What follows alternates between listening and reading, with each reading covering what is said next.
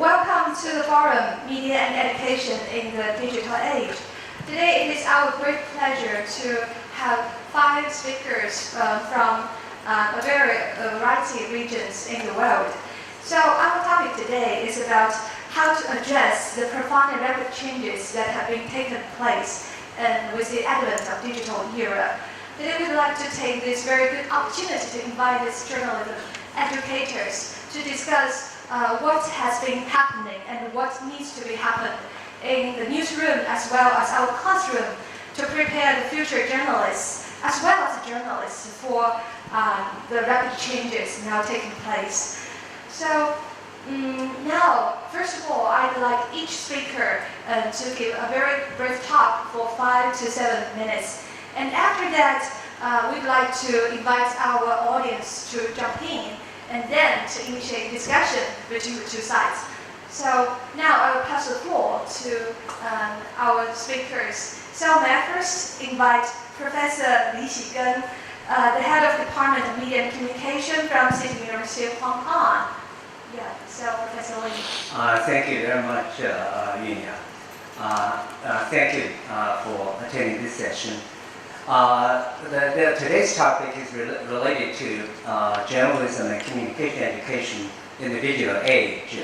As educators, we are all facing some kind of issue, how to deal with the situation, how to respond to the new media development and all kinds of changes in the industry, and to change some kind of curriculum in the school to train the students to better see the need of industry development. I come from City University of Hong Kong. We do have new media program, and when I talk to the colleagues inside and outside the school, we all kind of have some kind of worry on how to train our students. Do we need to catch up with the industry development in terms of technical skills? Do we have to provide the skill-related courses? And how updated should we deal with this kind of issue? And then that gave me some kind of thought from my own perspective. I did some kind of research on the new media itself. I tried to get some ideas and perspective from the research. Several years ago, I did a study about this podcast adoption in the college student. And from that study, I found something, I call it the diminishing variation of technology advantages. What did that mean? Every day, we are facing some kind of development, new media, with new technologies, new technical skills, and all kinds of fancy new media. However, if we look at this kind of new media, we'll find any new update of the new media, when they come out, the difference between this new media and the old media becomes smaller and smaller. I call it diminishing variation of technology advantages. With that kind of phenomenon, and people actually pay more attention to the content instead of technology. Technology becomes a smaller and smaller challenge to the users. However, the users have a larger and larger demand on the content. So that is one of the things that we noticed in the adoption of the new media. And then from another study, I found something called a second level adoption. What I mean is that now we use a mobile phone for a variety of tasks. With a mobile phone, we actually are adopting new applications almost every day. But when we look at the early days, we started to use mobile phone. The mobile phone is not for accessing any kind of application. The mobile phone is only for calling people. When we use mobile phone as a device for many new applications, we are kind of in the level of second level adoption. With the second level adoption, people are actually take some kind of different approach, because the technology itself is not that much challenging. We're very familiar with the mobile phone. very familiar with the applications. Now people are not kind of timid in taking up in adopting new technology. So with that kind of thoughts, that put me back into the curriculum. Should we put a lot of resources to update our technical skill courses? What kind of direction should we go? And from our own practice, we do have some kind of update of it, technical skill courses. We had our communication and new media program divided into 3 streams. Originally it is called the communication and new media program. Now we have 3 streams. Media data analytics, that aligns with the development of the big data. And the second one is called visual media. And now we're using visual as the medium to deliver messages. And the third one is digital media. That's kind of the regular use of the new media. With that kind of division or reform, we train students for the specific direction when they pick up some future career road. However, on the other side, we also emphasize the training of students' critical thinking and humanities and social sciences. We try to give students the perspective to think in the long term, to become a highly effective communicators. To be a highly effective communicators does not only rely on the technical skills, but many other aspects. We try to give the students the training that will provide them to think ahead, to have some kind of capacity to develop themselves, even just in technical skill after graduation, not just train them with the skills specifically useful at this stage. Because otherwise, if we just focus on the training of the technical skill, when they graduated in 1 year or in 3 years, the skills they acquired in school become outdated because of this rapid pace of technology development.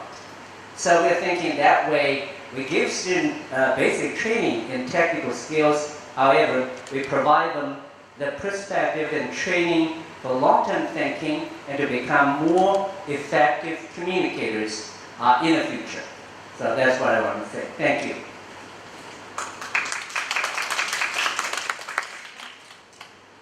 Next, may I invite Professor Liu Shiping from the Department of Communication, University of Macau, to give us. Thank you.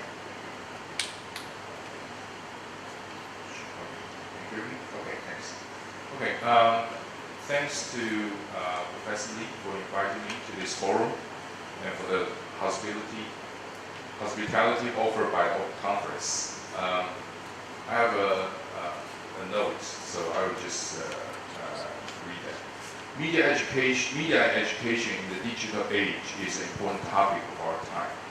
On the one hand, the media ecosystem we are facing today is so different from the past. Meanwhile, the media landscape has also become more fragmented and complex. And the popularity of social media among youngsters has challenged not only the way we think about and use media, but also the way education and learning is imagined and performed. How does digital media change the form of learning?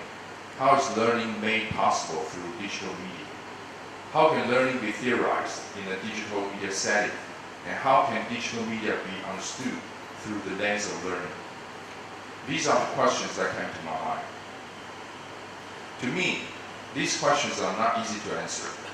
In fact, at a time when media itself has become a main source of learning among youth, the distinction between media and education becomes blurry and problematic. My thinking about these questions is informed by a recent book, written by Henry Jenkins and the other two authors, titled Participatory Culture in a Network Age, in a Network Era. The book takes the form of a series of conversations and exchanges between Henry Jenkins and the other two authors. There's a chapter titled Learning and Literacy, which directly touch on the questions I raised above. Their interest is to find out what exactly is the impact of new media on learning and literacy. In particular, how the new developments challenge easy assumptions about learning. For the authors, we live in an era of participatory culture, networked by various forms of digital media. In this network space, young people's communication capacity is expanded. They are not only media consumers, but media producers and distributors. They are active contributors to the new media landscape. They develop their own participatory culture communities, in which they formulate a variety of agenda, norms, values, and ethics on their own terms. The book adopts an approach that takes a more participatory focus and talks a lot about participatory learning and collective modes of learning, which value the contributions of each participant. And members have some degree of control over their learning process. The authors are particularly interested in the potentials generated by young people's creative use of digital media in their everyday life. They describe how young people engage with peers around shared purposes and interests, how they mobilize resources and take up digital tools for creative production and collaboration. Learning, they argue, is nothing but a side effect of creative production. It is argued that social media practices can give youngsters a sense of empowerment in the learning process and enable them to pursue interests beyond a teacher-controlled classroom. Based on these experiences, the new focus for 21st century media education, Jenkins argues, quote, requires a movement from thinking of literacy as a potential and individualized skill to thinking about it as a skill that has to do with how we relate to others in our community, thinking about how we create, circulate, collaborate, and connect with each other. We should think about literacy as involving the capacity to engage with networked publics, to share what you write, to receive feedback from some kind of larger community. In that sense, we were trying to move literacy from the capacity to produce and consume information to the capacity to participate in some larger social system. This expanded conception of literacy brings new kinds of ethical expectations, a greater sense of accountability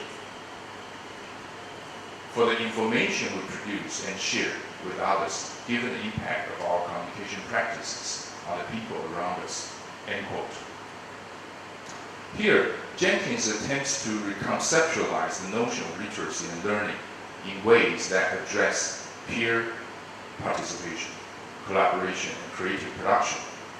For him, the spirit of participatory learning is to go beyond the classroom and get connected to a wider world. He observes that students simply don't engage in the kinds of reading that schools value, but mobilize resources and learn from each other in informal ways. They integrate new media into their life worlds and produce knowledge and skills that cannot be addressed by formal institutions dominated by adult values and agenda. I have found the participatory model of education proposed by Jenkins inspiring and empowering. Our teaching experience shows that there is a certain blindness to some kinds of knowledge, interests, and perspectives that are not compatible with the standardized curriculum, and that we often ignore young people's everyday experiences as culture producers and members of affinity networks. We tend to assume that experts like us can produce better knowledge than students. There is also a deep distrust of and a lack of knowledge about new media among us. What the book reminds us is not only the shifting patterns of how young people's media consumption, but, quote, their mastery over domains of knowledge that have not historically been recognized at school, end quote. When I was reading this book, I was thinking about my own teaching experience, which is also a learning process. But all learning is inseparable from the cultural, institutional, and material contexts of our life world. In Chinese school culture, youth practices are often dismissed by adults because they don't conform to normative understandings of learning. There does not exist a favorable condition in which students feel comfortable to demonstrate the knowledge or skills that they learn from other sources. Meanwhile, given limitations in resource and time, it's quite difficult for us to embrace a wide range of interests and agenda. But what we might be able to do is to expand the learning space where students could participate and contribute. For example, I show YouTube videos to catch their attention. I encourage them to analyze their favorable social media.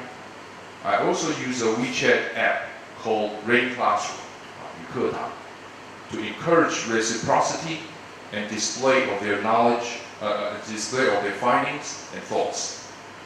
When they prepare their group work, I encourage them to pursue their interests and agenda. These practices may create new possibilities for them to learn and help them connect their interests to the overall learning objective. I believe that digital media can have a larger role to play in expanding these opportunities. In conclusion, we are facing a big challenge, which is that today's network society requires a different set of literacies, skills, and competences. Digital media has brought about new challenges and opportunities to not only young people, but us as teachers. How can we keep pace with these changes? How to create a learning space that addresses the shifting needs and interests of students, and to make them feel that their voices and interests matter? I have no answer to these questions, but I suggest that we may consider a set of entry points informed by the idea of participatory culture. For example, the value and benefits of youth practices to learning, the benefits of non-school knowledge, expertise, and skills to youth learning, students' diverse interests and peer-driven activity, and their engagement with broader media landscape. These aspects certainly do not cover all aspects of participatory learning, but can perhaps provide a useful starting point to rethink the relationship between media and education in the digital age. Thank you. Thanks, Professor Liu, for your very insightful sharing. And then may I pass the floor to Professor Su Heng, who is Professor and Acting Dean of the College of Communication from National Zhengzhou University, Taiwan. Thank you. Thank you. Good morning, all. It is my honor to join this forum. I'd like to express my special thanks to Dr. Alice Lee for your courtesy and your hospitality, and all the staff and students from the Baptist Hong Kong University. I prepared several slides for this presentation, so may I?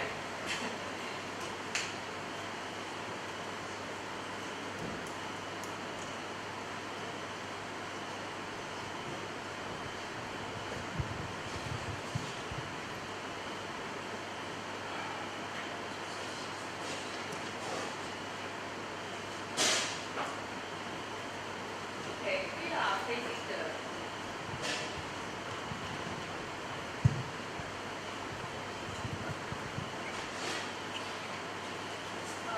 facing the biggest challenges for colleges and universities.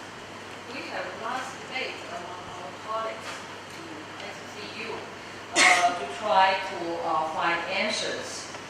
And when answering these very complex questions, I want to start by giving context for the historical situation and then showing how we work to solve solution to these challenges. This is a history of our college. We are the top university in communication in Taiwan. We established our School of Journalism in 1945. And then we started our College of Communication in 1939. And then we restructured our curriculum both in undergraduate and graduate school toward the interdisciplinary program.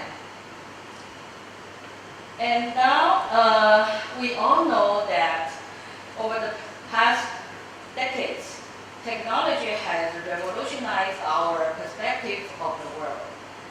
And the development in technology, especially social media, has had an impact in everyone's life. Not to mention all kinds of innovation in all kinds of technology. Technology also changed the media industry. The rapid changes and the increased complexity of today's world present new challenges to education. So we find out that traditional knowledge cannot understand the new issues of communication. A single discipline cannot solve these complex social dilemmas. And therefore, our college communication education is also in urgent need of change.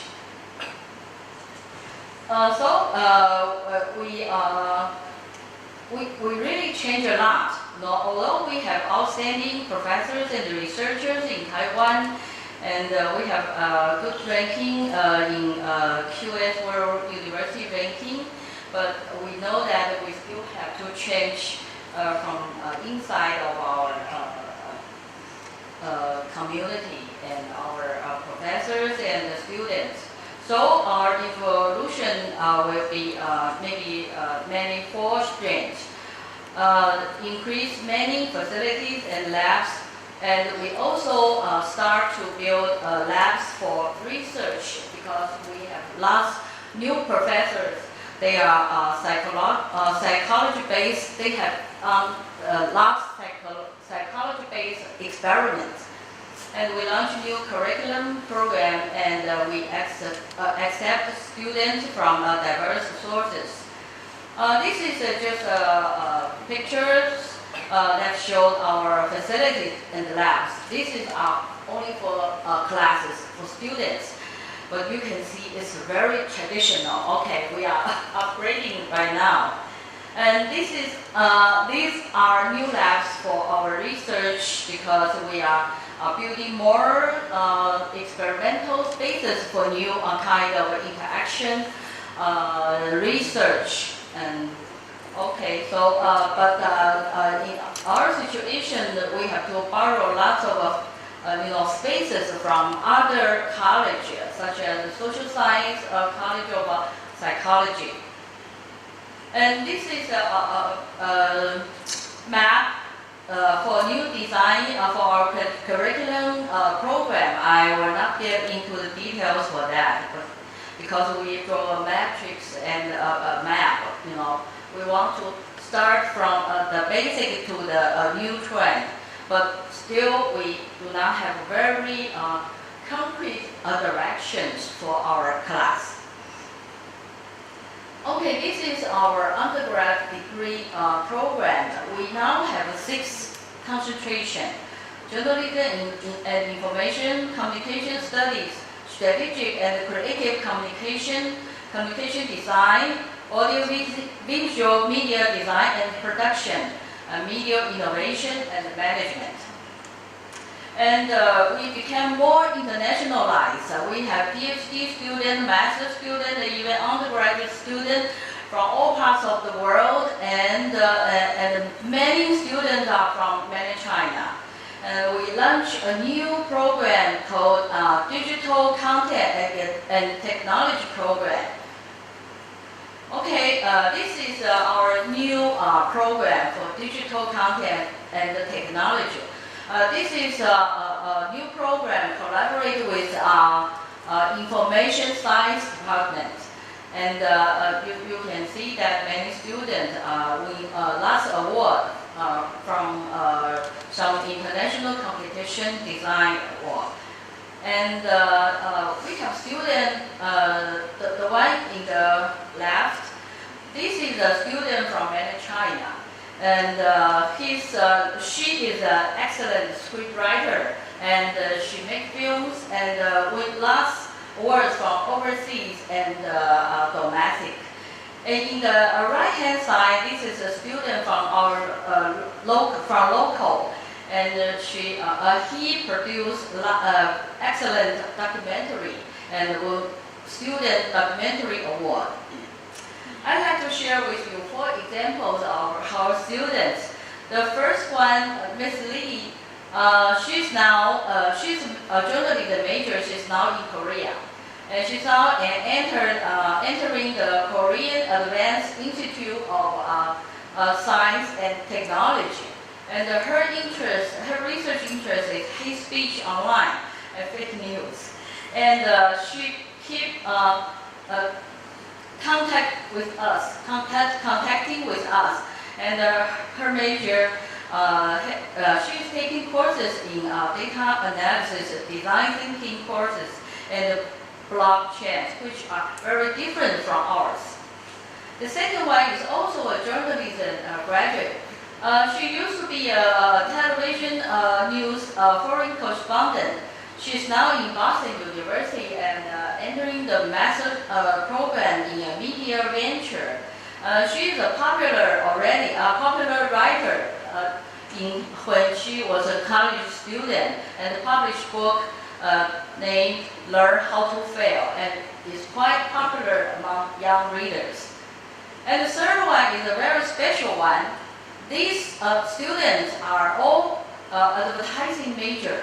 They form a company, and because they are all classmates in communication and entrepreneurship course, and they all from Malaysia, and so they are very creative. They form a company called Blind Tour. They want young people or other people to imagine and plan travel. Okay, so it's very fascinating, and they can do this business on the internet, especially among Chinese societies. The fourth one is a PhD student. Actually, he graduated last year, and he's now a data analysis, and he's helping monitoring agriculture products growing in both Taiwan and in the United States. So these are very special students. They are all graduated from our college. And we start a new creative media production program.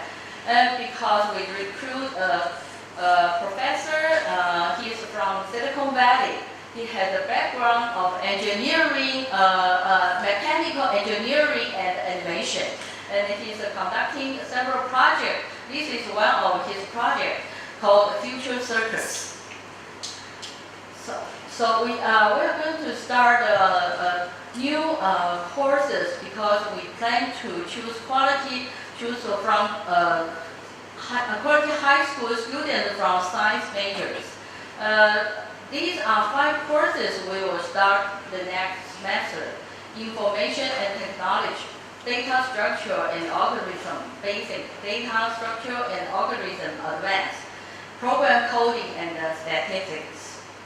So you can see that we really change a lot, but it's not a very smooth way because our colleagues are debate and we even quarrels, because we have very different opinions about that.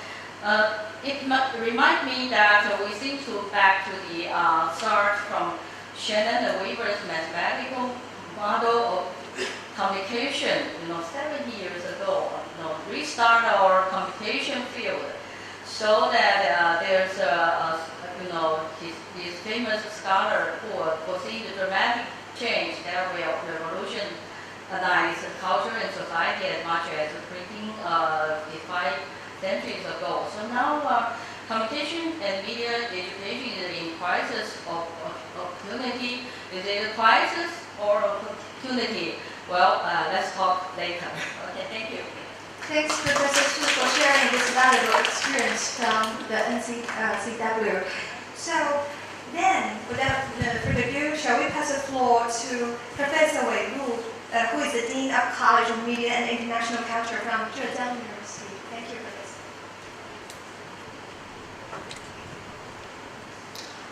Well, I guess I should say good noon. Thanks so much for Professor Li's invitation to attend this wonderful summit.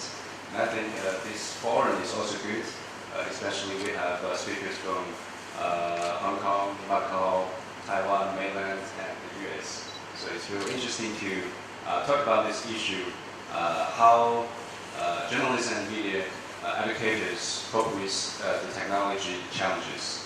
Well, I think I'm really impressed by the speeches the former 3 speakers just conducted. In terms of this debate, I think first of all, I think we should consider one key question. So, what is the core compatibility of journalism and communication majors? I think that's the number 1 question we should ask. So how do we expect our graduates going to do when they enter their career? And how they are competitive as a journalism and communication major? And my answer would be their core compatibility would be to write, to present, and to communicate stories in an effective way and successful way. I think that should be the core ability of our graduates. So how to make that happen? Well, in terms of the curriculum design, I think we should divide our curriculum into at least 3 levels. The first level is the very basic level. We can call it liberal arts foundation, which means our graduates, they have to learn philosophy, history, literature, etc. So in that way, our graduates can know what is a good story, and they can get enough knowledge and resources to write a good story. So that's the number 1 level, and which is the very basic level. And the second level would be professional knowledge and theory base. For example, journalism and communication theory, journalism and communication history, and also methodology, how to do this kind of research. In that regard, I think we should try to draw a very comprehensive knowledge map for our students. The fact is that in a lot of universities in China or elsewhere, a lot of courses are offered simply because we have that professor. And those professors, they are interested in teaching this course, not necessarily because this course is required as part of their systematic knowledge map. So I think we should consider whether the curriculum can offer a systematic knowledge map for our students. Whatever they have to get from our curriculum, do we offer them or not? But I know it's difficult because you cannot offer a course if you don't have a faculty member who can teach it. So oftentimes we just offer courses what our faculty members can offer. But that's a question we should ask. And the third level would be professional skills and strategies. So in that level, we can cope with the technology challenges. But that's not the foundation, which means technology is always changing. It's not a new new topic. We talk about that for a long time. Even in the times of television, newspaper, and radio, we also saw there are a new technology at that time. So in terms of technology, I think we should keep in mind that our students, they're much, much better than us. So we as faculty members, especially faculty members who are trained in journalism and communication fields, we're not capable of teaching them how to do like big data, virtual reality, augmented reality, artificial intelligence, or the blockchain. Frankly speaking, I really don't know what is blockchain, even though everybody's talking about blockchain. But I believe our students, they can learn by themselves. Because in this era of internet communication, we have a lot of resources on web, and they can learn it by themselves, and they can do that much better than they do in the classroom. So I think we don't worry too much about technology. Of course, I think a lot of universities in mainland China, they offer such kind of new technology courses. For example, I'm teaching a course which is entitled Media Convergence at Zhejiang University. I think that's necessary, but that's not the core of our curriculum design. And we should let our students do all these new technologies by themselves. And we should teach them how to learn this new technology and how to get the new information. So self-learning would be much important than, for example, our faculty members to teach them how to use that new technology. So in one word, I think what we're going to do is to cultivate good and critical storytellers rather than technicians. Especially top universities, we're not going to train technicians, but we're going to train storytellers. Critical, responsible storytellers. So whatever we need to meet that goal, that's what we're going to do. Thank you. Thanks, Professor Wei, for the very enlightening talk. Then shall we invite Professor Michael Wagner, who is an associate professor and the Louis Meyer Faculty Development Fellow from the School of Journalism and Mass Communication from the University of Wisconsin-Madison, to be our final speaker. Thanks. Thank you very much. I have a couple of slides as well, and will rely on my past life as a former broadcaster to stick to 5 minutes, which is a long time in broadcasting and a short time for a faculty member to talk. I'd like to thank Dr. Lee for the generous invitation and the fantastic hospitality. It's been a wonderful couple of days. It's been thrilling and engaging and exciting, and it's especially personally exciting for me to be here with a former PhD student of mine who is now a faculty member here at Hong Kong Baptist University, Professor Stephanie Jean Zhang. So it's nice to see her in the audience as well, and for her helping me to figure out how to get from the airport to my hotel unscathed as well. So I'm delighted to have a chance to talk with you.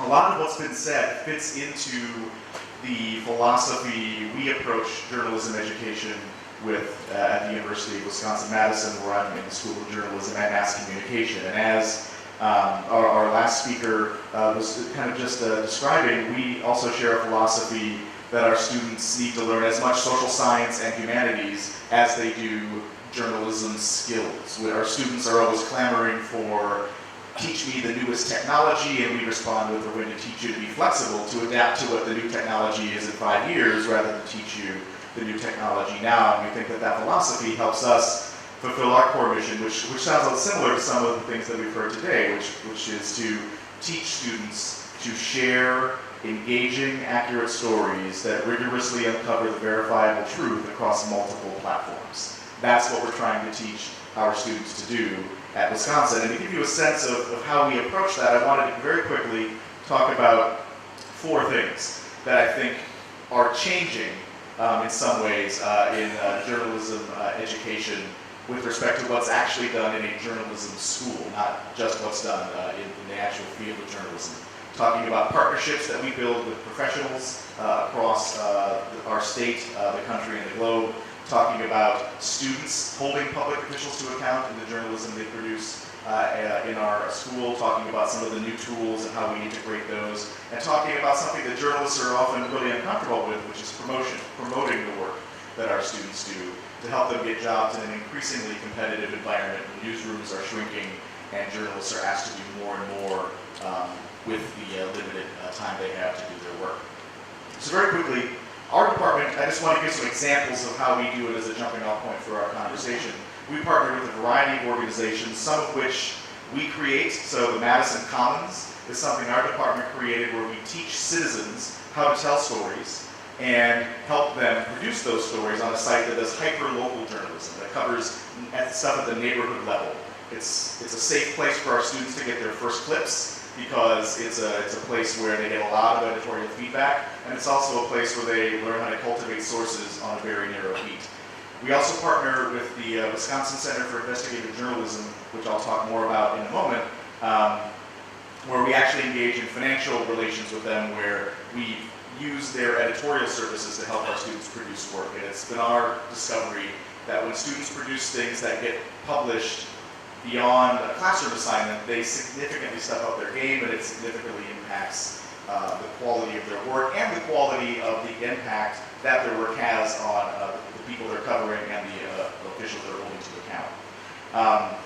You see this headline about enrollment declines, funding sources put Wisconsin's rural schools in a bind. This is a story one of our students published at Wiscontext. Wiscontext is kind of a Wisconsin version of Vox or 538 that does a lot of data journalism, but just focused in Wisconsin. They partner with Wisconsin Public Radio and Public Television, and our students regularly pitch and get stories accepted there, as the student did here. We also partner with, we use donors to partner with professional media outlets like the Milwaukee Journal Sentinel, which you see on the screen as well. And so our donors will give money to the Journal Sentinel, and the Journal Sentinel will then use that money to pay interns from our school. And so paid internships are very challenging to find in journalism in the United States. And so using our donors to cultivate relationships with newspapers and television stations and digital platforms help to make that happen. We also seek to hold public officials to account, and one way we do that is through a fact-checking site that we created that I publish at the university called The Observatory. And so this just gives you an example of some of the things our students do.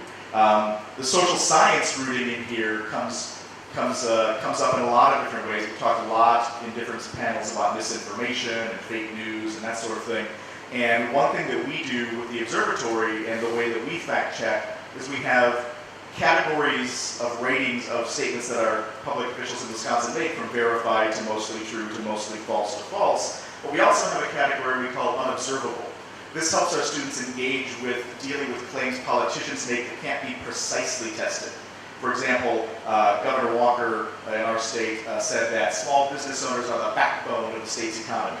Well, there's no definition of a backbone of a state economy, so there's no precise way to check that claim, but we can write a story where we interview economists and find out how much of the state's economy is contributed to by small businesses. Do those businesses pay a living wage? Do they pay a wage to workers from different racial groups in equal ways across the platform? And we can say, here's our story. We can't precisely tell you whether that statement is true, but here's a lot of evidence about it. So we do a lot of that sort of work with the observatory. We also use a drone journalism lab to teach students how to use new tools to tell stories in ways they couldn't before. And so this is a photograph of a river in Nebraska, which was no longer a river. And if you don't know your Nebraska geography, you know Nebraska is very flat. There's no way to get this high without something that can fly, and a drone is something that we use to do that. The same for a photograph of a house fire, getting a sense of what the damage to the house looks like by being able to fly a drone.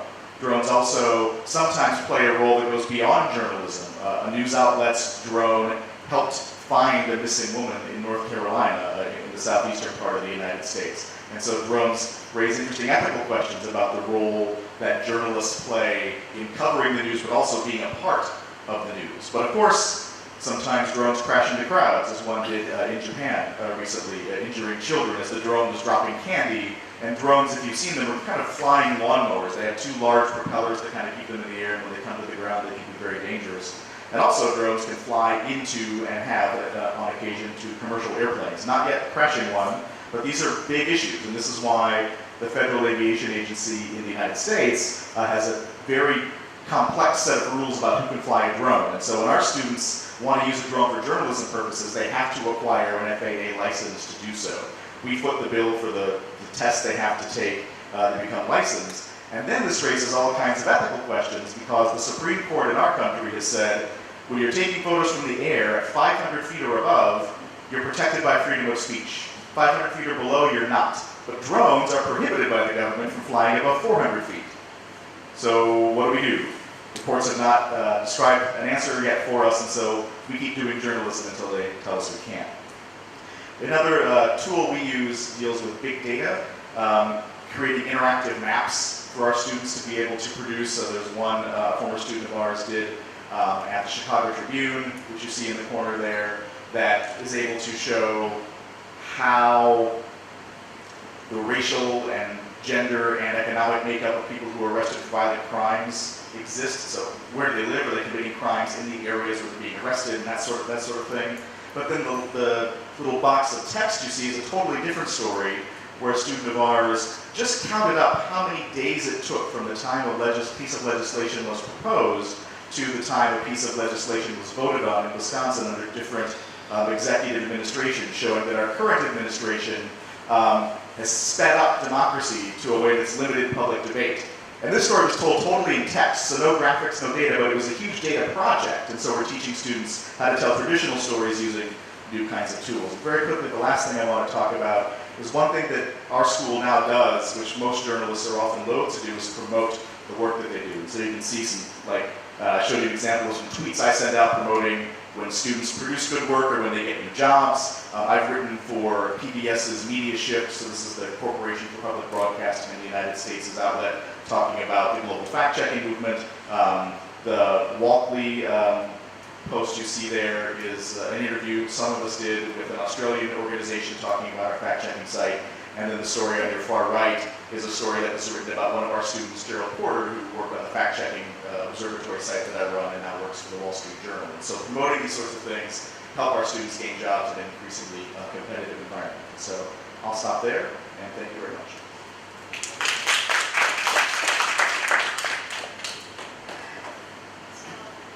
May I invite all the speakers to the front?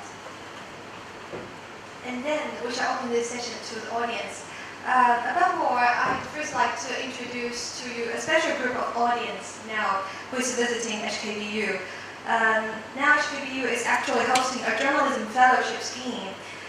So today they are all here. They are from Japan, England, China, Hong Kong, India, Vietnam, Pakistan, Malaysia, and Philippines, who are the journalists now in the field. So today we also invite them to the audience, and we hope that there can be a discussion between the audience and speakers. Okay. Now I'd like to invite the audience to propose questions.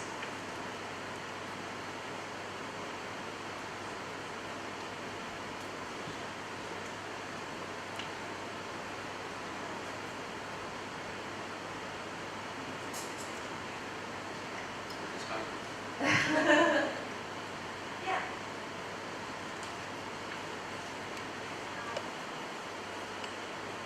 You may push the button and it will screen it. Thank you. Hi, my name is Nguyen. I'm from Vietnam. I'm currently a reporter writing for Vietnam News. Thank you for your sharing. I have a question. When you train the students on the new technology, and I think they get some of the really new sets of skill and really cool tools when they go to the newsroom, and they can offer their skills to help tell stories in new ways for new media. But they also have to work with the people who do not get that training. They belong to the so-called old media. So maybe there will be some problem in communication between the two different generations. I don't know if in your school you have that kind of courses or teaching them to how to communicate with the people who do not learn about the new media, but they have to collaborate when they work on a story that involves, I don't know, data or visualization or technology.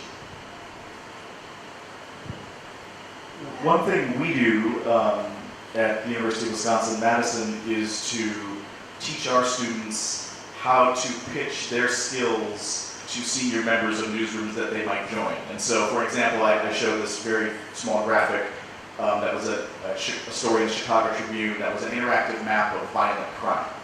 And so the person who did that story, who was our graduate, we taught him how to code in a coding course. You're learning Python and R on an open source statistical program. And so when he went to the Tribune, he found the crime reporter and said, what are stories that you don't have the time to tell that you would like to tell? And the reporter said, well, I'd really like to know something about where violent crime exists in the city as compared to the suburbs, and I'd like to know who's committing the crimes, and I'd like to know what the sentences are for committing crimes in the suburbs versus the center of the city.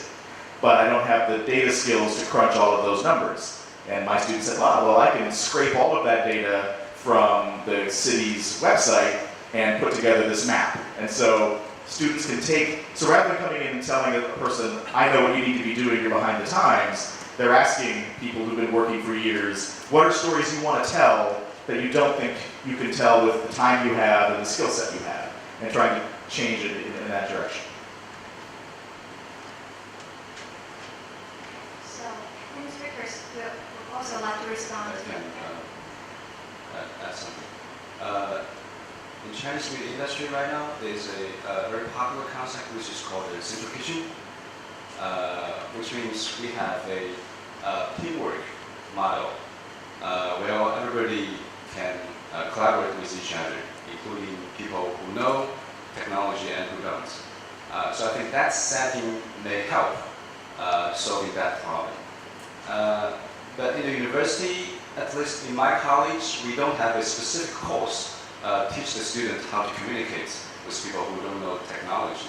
But I think most of the new media courses, they try to enhance students' new technology literacy, which means if you have that new technology literacy, you know how to communicate with people who don't know technology very well, and you can get work done as a team.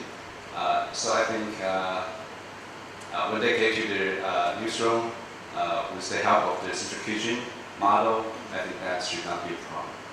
Yeah. I quickly respond to the question.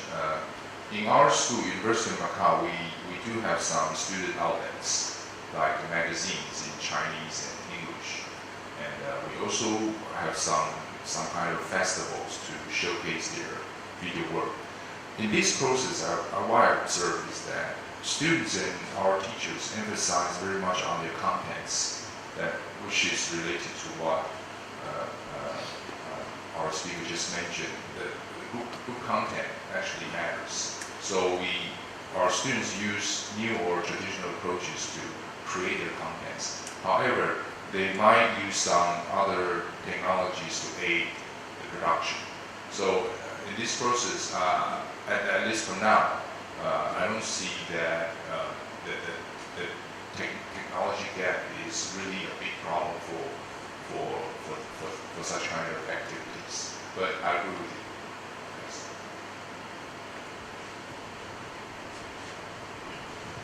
Thank you. Just a quick response.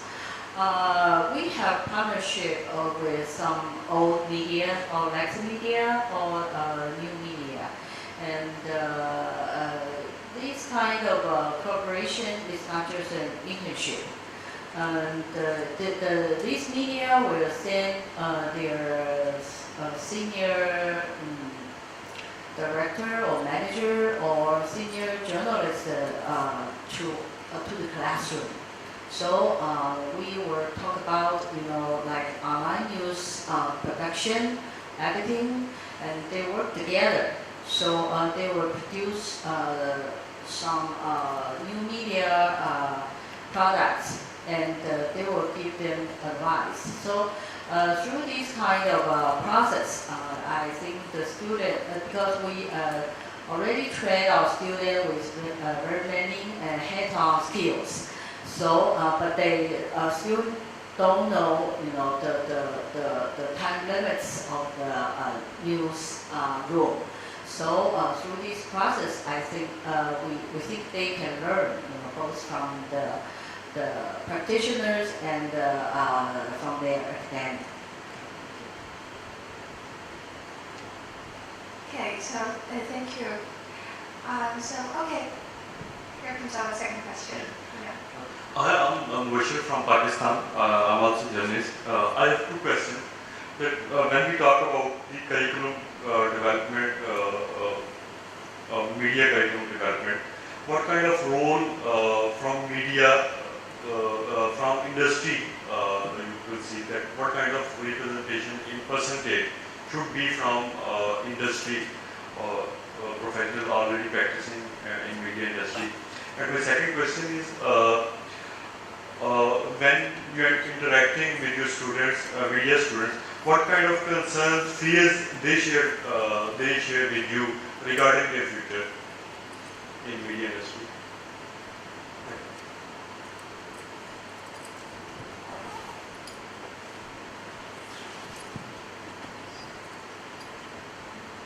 With the second question first, I would say the student fears that I encounter the most are the ability to get a job after graduation and to get a job that pays well enough to make a good living. And I would say the second fear, which is new, which didn't exist when I started teaching at Wisconsin 6 years ago, or when I taught at Nebraska 5 years before that, and that is more and more students are afraid, or at least are wary, of their public standing as a journalist. There was a high-profile, on-air, live murder of a journalist in the United States a year ago. The president of our country regularly says journalists are an enemy of the American people. And these things are heard and understood by our students as something that threatens their ability to do their work. And so we talk a lot about things students might do to be mindful of their safety when covering stories, but we also talk about things students can do to be transparent in their work, which we hope is something that builds trust, regardless of some of the elite messaging that exists. Thanks. I can respond to your second question. Actually, well, my experience comes from Macau. Macau is a small place. So, but even it's a small place, but the question of connecting with the industry actually matters because it's about their future. So, but in our experience, because Macau has many kind of resorts and casino and hotels, and so our students mainly, there are two sources of their future prospects. One is civil servants. Civil servant is a kind of a big job. The other is going to these complex, hotel or gambling complex. But what is interesting is that these companies and these casino companies, they do need some people with very general skills, not just focusing on one aspect. I mean, they need to communicate, they need to work together, they need to learn, well, they need to, sometimes they will need to produce some videos or to produce some content for their commercial purpose, things like that. So I would say that it's interesting that, but on the other hand, you can see that Macau's media system is now very thriving, very strong compared to Hong Kong. But however, it's contextual. I mean, the training and the future thinking actually is very contextual. On the other hand, you can also see that the journalism, actually, the news media in Macau is very much influenced by its political culture. So that will also, in one way or another, constrain their opportunities and chances in the future because, well, you know that. So that's another factor. But anyway, what I'm trying to say is that this issue is very situational and contextual, and it probably varies across different regions. Thanks. I'll try to respond to your first question. As our society is moving toward the so-called information society, I think the information industry should play a central role in the country's economy. For example, you may not know my city, Hangzhou, very well, you must know Jack Ma, which is the CEO of Alibaba. And do you think Alibaba is media or not? Theoretically speaking, it may not be the traditional media. But as most of the Chinese people, even people from other countries, they're using Alipay or Alibaba in their daily life, I think it is media. So in that case, I think this new internet economy is indeed playing a central role in Chinese economy right now. But also pose a very severe challenge to the traditional media industry, for example, newspaper and television. So that's why the mainstream media in China, they're trying to do the media convergence process to try to merge traditional media and new media and try to be more commercially competitive. Yes.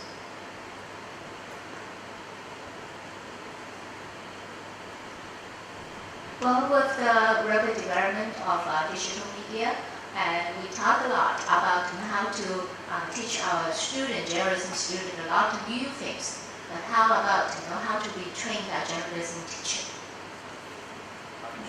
Retrain our journalism teacher. Okay. We all need retraining, I think. Well, yeah, that is a very important question. Actually, I think compared to our students, we are more anxious about new technology.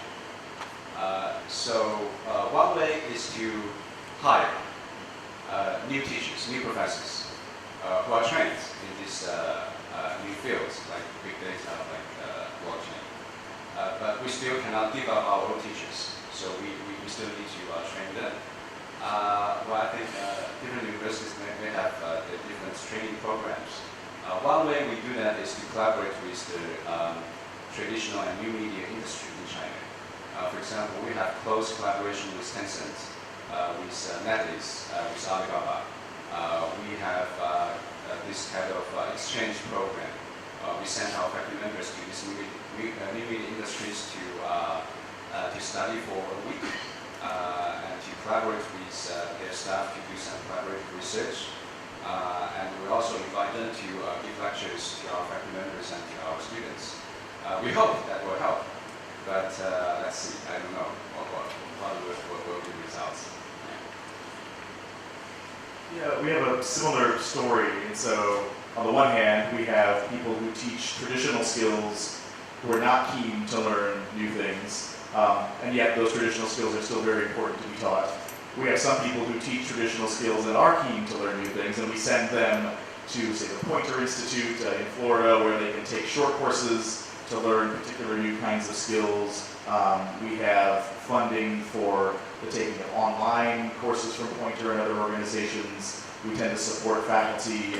One of my colleagues is on a 2-year fellowship at Reuters right now at Oxford at the Reuters Institute, where most of that's research, but there's also an expectation that he'll come back with some new strategies to teach fact-checking and other sorts of things. And so we try to support that institutionally, but it also, I think, comes down to what you were saying in the beginning of your talk. So one, what are the core things we want our students to learn? And sometimes the answer is how the new technology works is less vital to the process of telling engaging stories that report the verifiable truth. And so we will find web tutorials and say, students, here's a web tutorial to teach you how to use Tableau, or how to make a map in Google, or how to learn basic programming skills. And you will do that on your own time and then come to class and do the work of data visualization or something like that. And then, of course, the other answer, I think, is hiring. And so we've hired a big data person, we've hired a visualization person, and of course, they can't teach everything, but it's a never-ending negotiation across faculty interest, faculty competency, the latest technology, and our own thoughts about what it is our students need the most. One of the crises, I think not only in our experience, but probably more generally, is the decline of journalism. we have 3 streams, so-called specialization streams. One is called creative media. The second is public relations and advertising. The third is journalism. And we found that consistently the enrollment figure, because they can choose. When they going up to year 2, they can choose one of the streams. You can see that the figure consistently towards journalism stream is quite low compared to the other 2. So what I'm saying is that I think this is a big challenge. Although we still value journalism and we still value the professionalism of news media, but in fact, students' interests are changing. They are changing to more funny, entertaining stuff. But journalism requires some seriousness, right? It requires some really, that kind of professional judgment and training. But that's the reality I observe. So I'm just throwing the question to everybody because this is really a big challenge and crisis.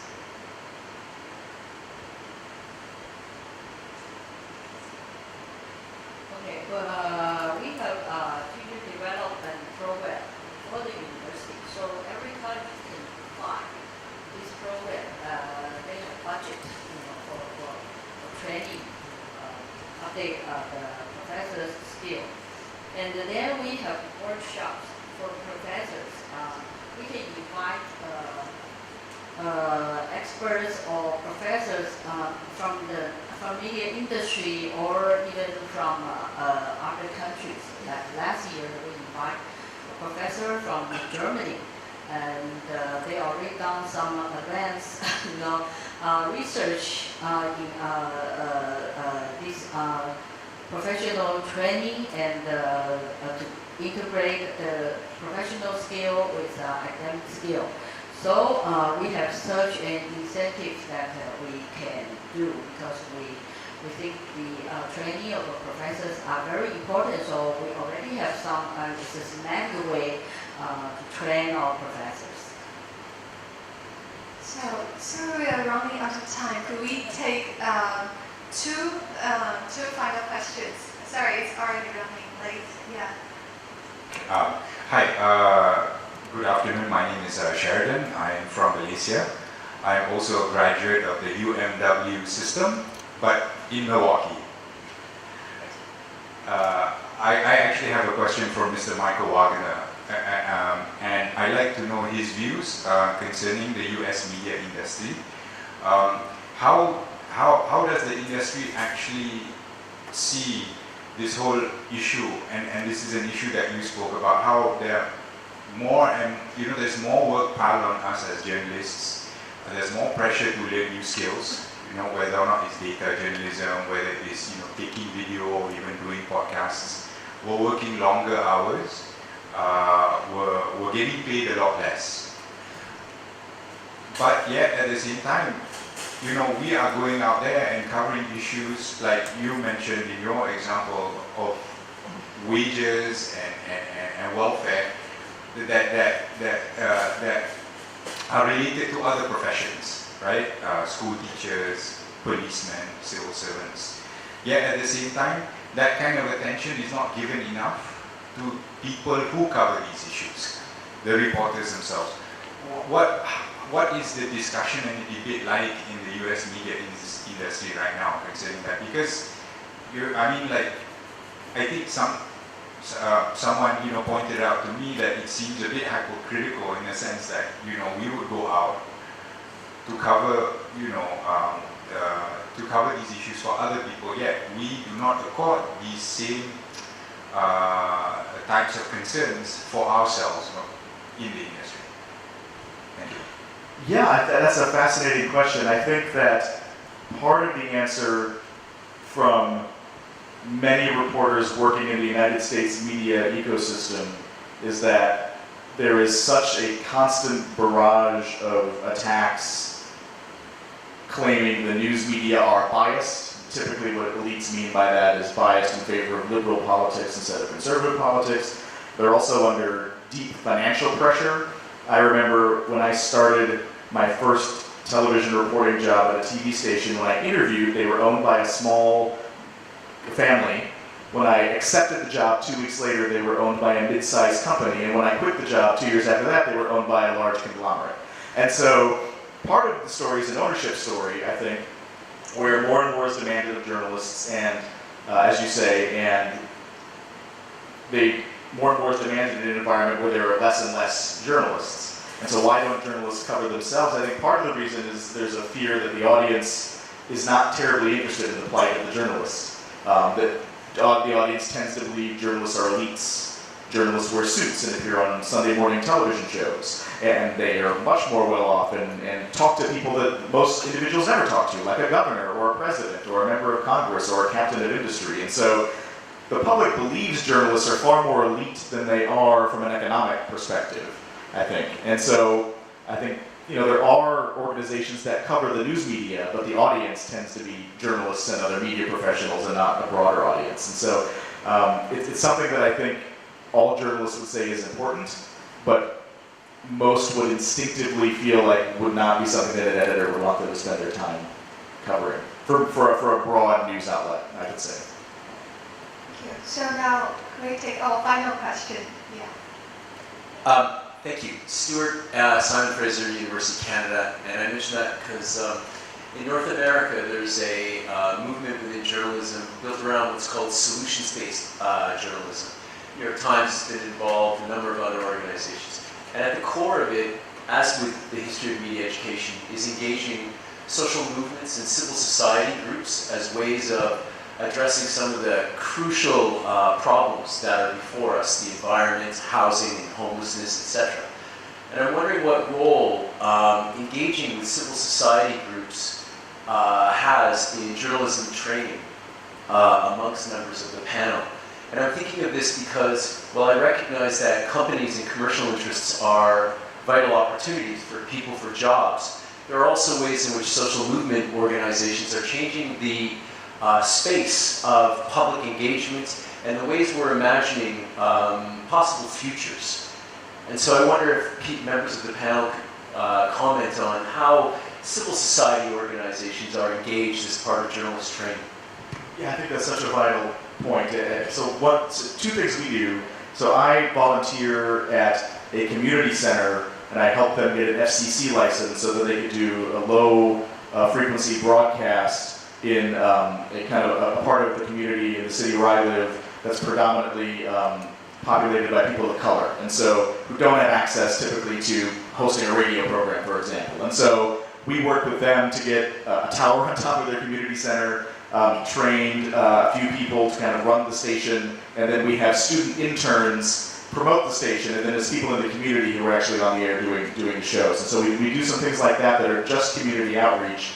And then a colleague of mine named Sue Robinson has innovated a course called kind of race in journalism, where what she does is in her class, she partners with 3 different community organizations, and the students then tell stories that those organizations feel are undercovered. And so one is dealing with a huge achievement gap between black and white students in Madison public schools. Another deals with food deserts in Madison, where less well-off economic communities don't have access to grocery stores. And then the other, I'm forgetting the other off the top of my head. But so we do some of those things as well. That requires donors because, of course, those organizations don't have the financial resources to contribute. And yet they're vital to storytelling. They're vital to telling stories of the community, and they're vital to the stitching together of the fabric of civil society.